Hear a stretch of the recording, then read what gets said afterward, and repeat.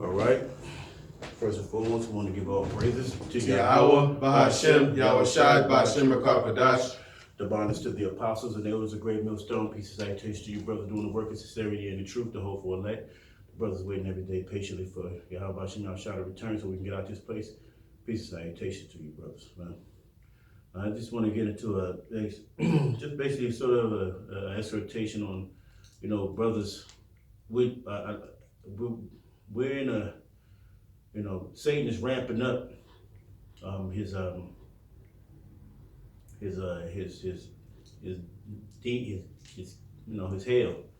on the men of the Lord, man. And it's in the spirit. It's being ramped up, man. I'm going through shit. Brothers going through stuff. It's like my French, but we have a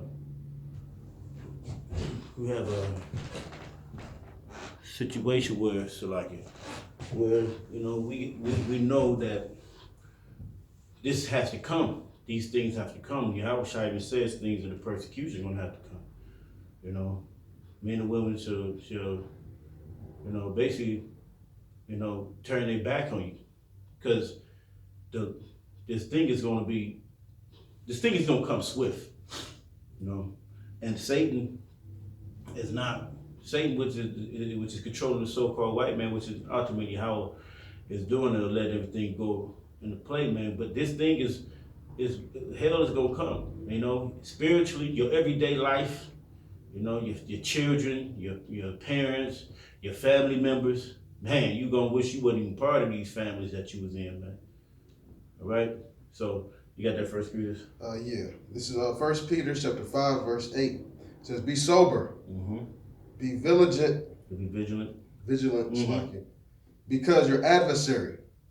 Now the word adversary, that word, adversary and Satan is synonymous. Your adversary, the devil, as a roaring lion, walketh about, seeking whom he may devour. Right. So you're getting pressure above and pressure below. The world is coming against you, man. But we know as men of the Lord what the Yahweh Bahashem said is going to happen. That we're going to have to go through these things. So a major part about this, man, is you keeping your integrity in this thing. Because sooner or later, it's going to be super hell going to be out here. Things you ain't never heard or seen before. And the time where you think you're going to have a friend out there and you ain't going to have nobody. I mean, say brothers are together or brothers, what if brothers not together? Because the rest of the world thinks opposite. Oh, well, I ain't going to help you. So that's where things come in at. Even in the regular life, even as the regular life we have today. So the brother read 1 Peter 5 and 8. Satan is like a roaring lion, seeking whom he may devour.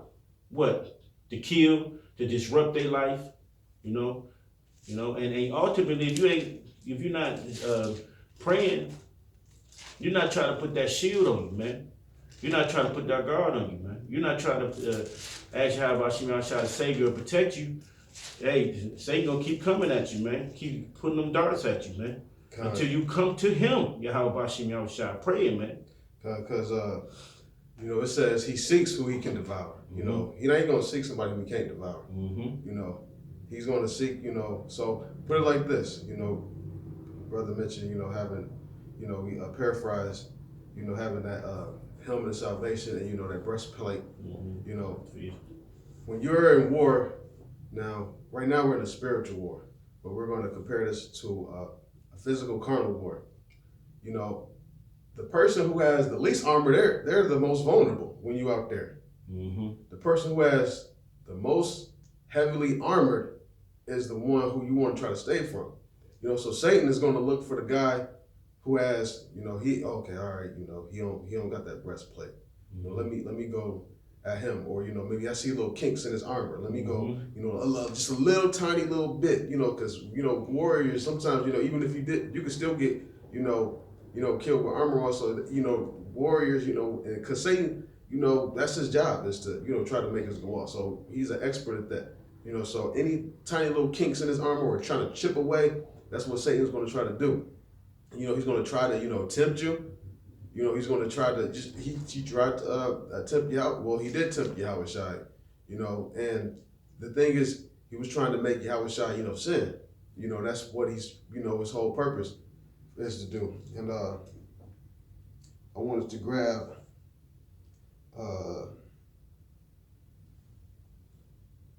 this is Second Corinthians. This is the point I want to make is in the latter part of this verse, not the first part.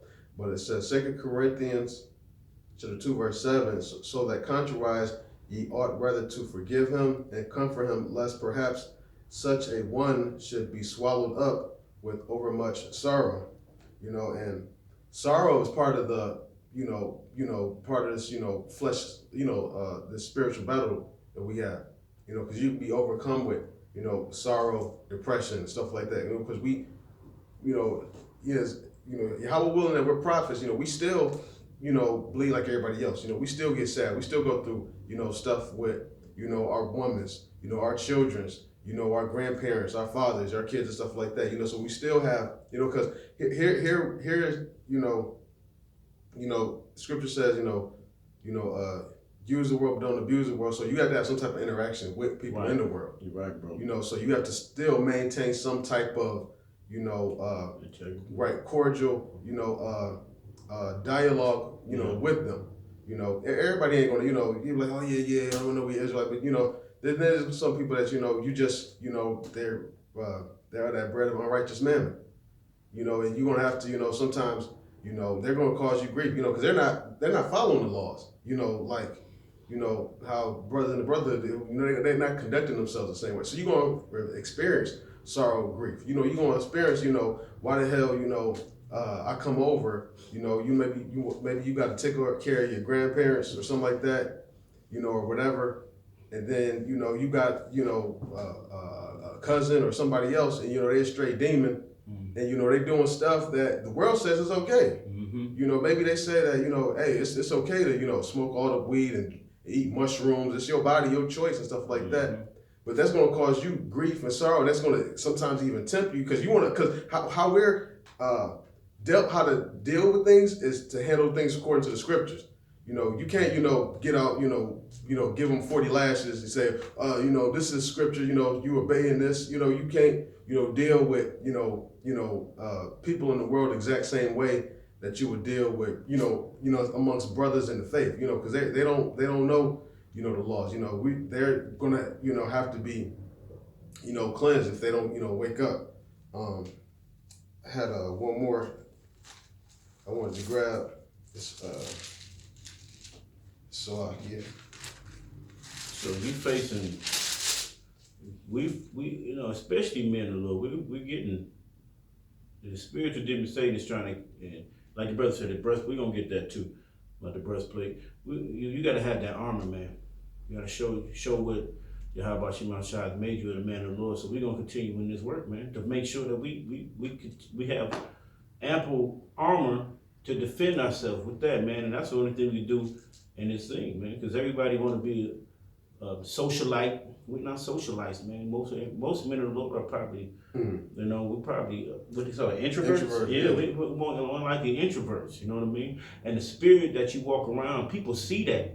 So most people won't greet you right, or if somebody really don't know, you might get some other nation that might treat you a little bit better. But Jake know you different. They know you different. They might not can put their finger on it. They can't put their finger on it. But they know you different. And then you in the world, that you're trying, we trying to put our Clark Kent on, but they still see it. You're not trying to be of the world, but you still get that look of disgust when they see you, or they act like they don't see you. Mm-hmm. All right. But that's also part of that light, because we emit light.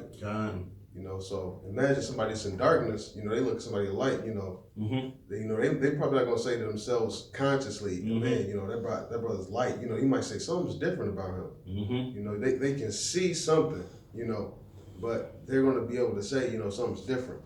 What I wanted to grab was in Revelation chapter 12, verse 11 real quick. It says, and they overcame him by the blood of the Lamb and the word of their testimony, and they loved not their lives unto the death. Now, the prophets didn't love their lives. The prophets on this side not gonna love their lives. You know, righteous and you obeying God, you're not gonna love your life. And why are you not gonna love your life? Because you're gonna be dealing with BS in the spirit. You're gonna be dealing with, you know, being attacked. You know, Satan's gonna use all type of, you know, tools to try to come at you. Right. You know, and the more you try to walk that path towards, you know, Yahweh Shai, because it's real thin, you know. Yeah, and the more you know, he's going to try to tempt you even more and more and more. You know, so it's not going to, you know, basically it's not going to ever stop. But you know, it's a matter of, you know, trying to, you know, what do you say? Matter of fact, I think the one you said, I'll give you the crown of life. Oh yeah, kind of. We gonna say that. Yep. Oh, okay. I get that. Oh, you get it now? Okay. Yeah, come. So yeah, but keep talking. You got a scripture. Well, not right now, but 2 seconds. Then. Yeah, that was when I was paraphrasing. Okay. But you know, basically, you know, this is part of us being tried. Yeah. You know, this is gold is tried in the furnace. You know, and you know, it's a big test. Extremely test. Mm-hmm.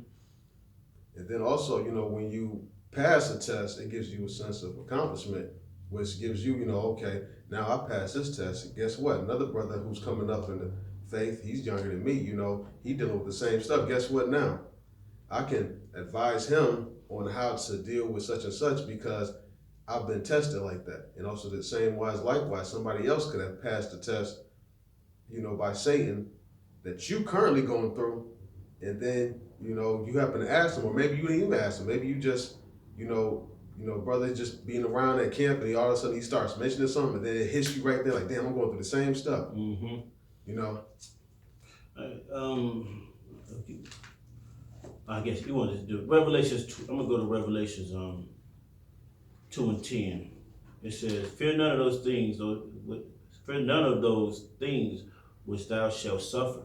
Behold, the devil shall cast some of you into prison, that ye may be tried, and ye shall receive tribulation 10 days. Be thou faithful unto death, and I will give thee a crown of life. Right, and that's something when you cast in a prison, that's a form of temptation. Because you know, who knows? You know, you might think that, you know, damn, like, am I going to get out of prison? You know, and say, could you know, all types of, you know, you could have all type of people in prison with you. You know, the most I could have, you know, where you allows, you know, Satan to tempt you while you in prison. But I got a better one. Okay. This is James 1 and 12. It says, blessed is the man that endureth temptation, for when he is tried, he shall receive the crown of life which the Lord hath promised to them that love him. So this is to endure. That's why the scripture said, those that endure to the end, the same shall be saved, man.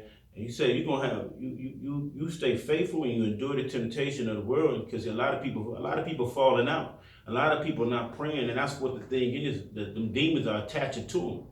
And those gripping hold tight, man, and they're falling into the trap of the world and being bounded up, man. And Satan is having a field day with them, man. You know, tormenting them in their sleep, tormenting them in their life, tormenting them everywhere, you know. So it's mostly in heaviness. You gotta pray to Yahweh Shai to make your day go through this shit. That's the only way we're gonna have protection. If you don't, shit, how you know? How Yahweh Shai know you got? He knows, but how you know your why won't you pray? You know, it's part of being Israelite. It's part of being the thing that protects us, man. So, you know, Satan is gonna keep coming with that shit, you know. And Yahweh Shai is basically a commandment to pray to him, man. Mm-hmm. All right, so that's what we do, and plus we do it because we want the protection from Yahweh Shai, man. Go ahead, bro. This is Matthew chapter 5, verse 3. Mm-hmm. Blessed are the poor in spirit, for theirs is the kingdom of heaven. Right, the poor in spirit, because they're the kingdom of heaven, man. And you're going to go to the meat. Go ahead. Yeah, I'm about to read probably to about verse 11. Okay, kind. Verse 4. Blessed are they that mourn, for they shall be comforted. Yeah. Blessed. The hell are you going through? Blessed. We're mourning, but blessed is the ones that mourn because they're gonna be comforted. With what? The kingdom, man. Mm-hmm. Go ahead. And some of that, you know, mourning gonna come from even your own people, your own nation, 2/3. You know, it ain't all. Satan ain't always gonna use Esau to come up against you. Basically, you know, sometimes Satan might use, you know, your woman. Sometimes Satan might use your sister, your brother, your mom. You know, Satan will use, you know, anybody that he can. You know, Satan can use you. That's why we want to stay on the, you know, that good side. Right on the grace. Because Satan, if Most High take His grace away from me, you know, and you know, I'm just out here. The Most High could, you know, take away that hedge. Allow Satan to be on me, and I could be used as a demon and a device against brothers inside the truth. And that's a scary thought. Right. Verse 4 says, "Blessed are the meek, for they shall inherit the earth." Verse 6, "Blessed are they which do hunger and thirst after righteousness, for they shall be filled. Blessed are the merciful, for they shall obtain mercy. Blessed are the pure in heart, for they shall see God. Blessed are the peacemakers, for they shall be called the children of God." Verse 10, "Blessed are they which are persecuted for righteousness' sake, for theirs is the kingdom of heaven." Verse 11, "Blessed are ye when men shall revile you and persecute you, and shall say all manner of evil against you falsely for my sake." What you doing, man? You know, you wasting all this time. All types of stuff that, you know, slanderous stuff that, you know, people in the world, you know, might say towards us. You know, Scripture says, you know, blessed are they that do that. Stop. Okay.